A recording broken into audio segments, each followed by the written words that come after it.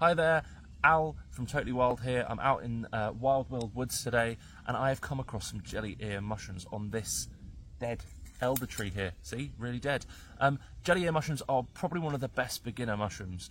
One, there's lots of recipes outside of foraging books that use them, and two, they're really easy to find and identify. When we're looking for them, we look for dead or damaged elder trees, often with their bark missing like this bit here, and we're looking for these orange through to dark brown black mushrooms. They are ear shaped, hence the name jelly ear. They are jelly like in texture when they are wet, a little bit slimy, and they feel just like a little prosthetic ear.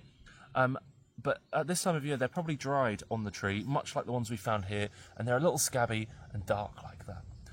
Really versatile. They can be used in savoury dishes and they can be used in sweet dishes.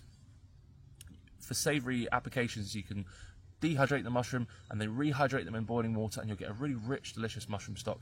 And the rehydrated mushroom you can use in things like noodle salads, ramens. They're just nice generally. I like to rehydrate them and then just give them a little flash fry and throw them into noodles. Delicious. But we can also use them in a sweet application when we take the dried mushrooms and add them to something like fruit juice, like orange juice, or we can add them to something like Cointreau or gin or Chambord to rehydrate that mushroom with that delicious liquor. They are often dipped in melted dark chocolate to create like a little mushroom jelly sweet chocolate liqueur thing, which are really great, and they can be made into mushroom Jaffa cakes.